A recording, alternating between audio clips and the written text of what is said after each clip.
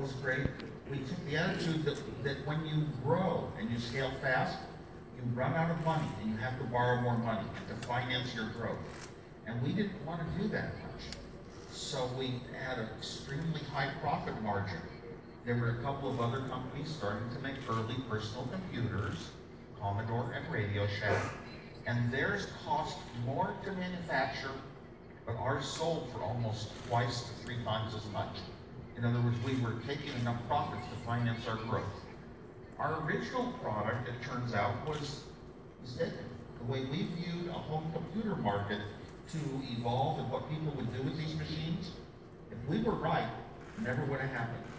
But because we were an open platform, other people could come along and write software like a spreadsheet to help small businessmen, month by month, categories of income and expenses that never existed before. Mainframe computers just couldn't do the job that the spreadsheet does. Because of that, our industry was very successful. We also implemented a floppy disk, so you could say run a program. Before that, for the first year of Apple, you had to put a program on a cassette tape. Put it into a little cassette tape player, push play, and wait until it loaded into your computer. It was an awkward, kind of like manual step that wasn't good. So eventually, we were very fortunate that we really didn't have to go out and keep borrowing money, and we hit a big success pretty early.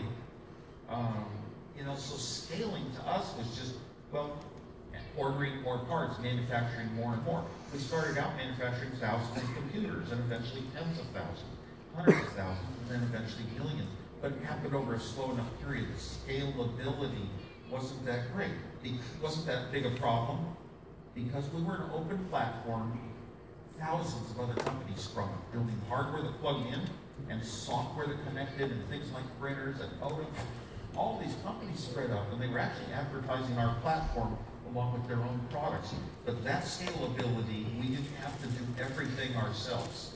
If you think the first iPhone, when it came out, originally the plan was it would only have a certain number, maybe 20 apps from Apple. Things like phone calls, messages, important things. The weather, stock market, and a few other apps like that. And the idea wasn't to say, we're going to open it up to millions of bright people to add their own to it. And that's one of the best ways you can scale is to have a platform. And we heard that about. 목적으로 질문을 몇 개 모아가지고 한꺼번에 답하는 방식으로 하겠습니다. 여기 안경 쓰신 분하고 그 옆에 계신 분 두 분 질문 한꺼번에 듣도록 하겠습니다. Hi, my question is for Woz. My name is Hippie Tshirt and I work for Samsung Electronics in the Mumbai division. Obviously, wanted to know what did you feel after Apple's last September 9th event? Do you really think they're innovating enough, or the pace of innovation is actually slowing down? My name is Kevin King. I'm a co-founder of a machine learning-driven investment manager. I'll be the next internet. But last year, Vladimir Veselov, he wrote a program that passed the computer. How far away do you think we are from having an emotional connection with the computer program, just like we would with a human being? We already are there. Neuropsychologists have measured brainwaves that are very similar to falling in love when you're looking at your small products. You look at young people walking around and their whole life is there. It used to be the people among them. Never see the people among them. People who are like me might be anywhere in the world, and I communicate to them through this device. Now the device is becoming more like a human being because I ask a question with my voice.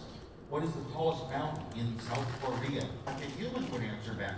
I'm not typing things into a computer in the right field. I'm just speaking it out of my head. I noticed that my phone has the senses of a human, the sense of touch, the sense of motion, like our inner ear. It has the sight and it has sound.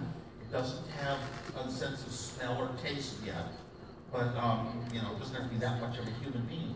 But these are the senses. So anyway, that's that question. And I forget the first. I forget. It was something more than that. I forget. Just yell it. I'll repeat it. The question I asked was, the pace of innovation matters. Do you think it's actually? Oh yeah. Now I get it.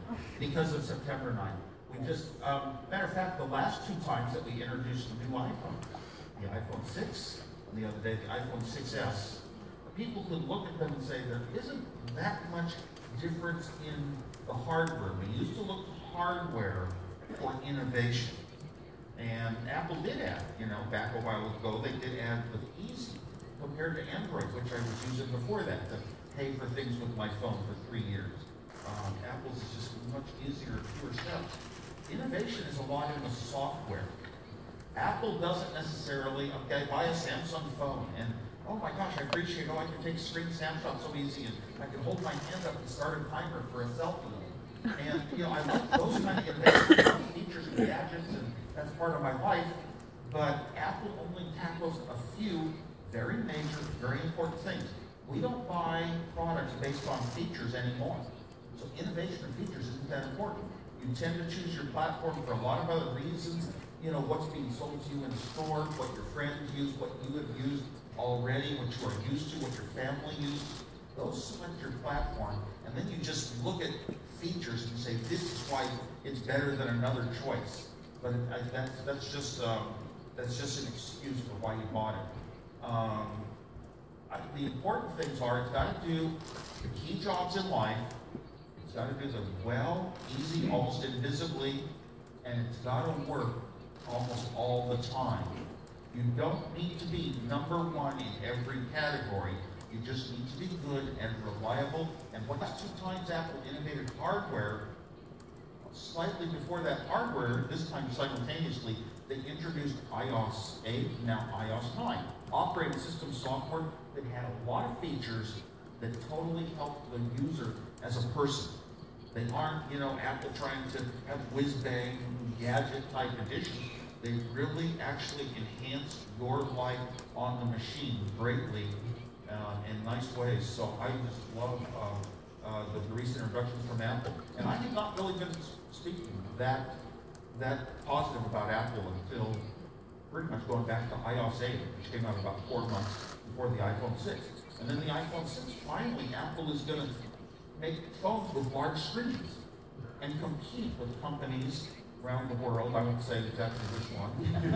Compete with other companies for the first time. We gave them a free market for 3 years, because I think Steve Jobs only wanted the phone his way.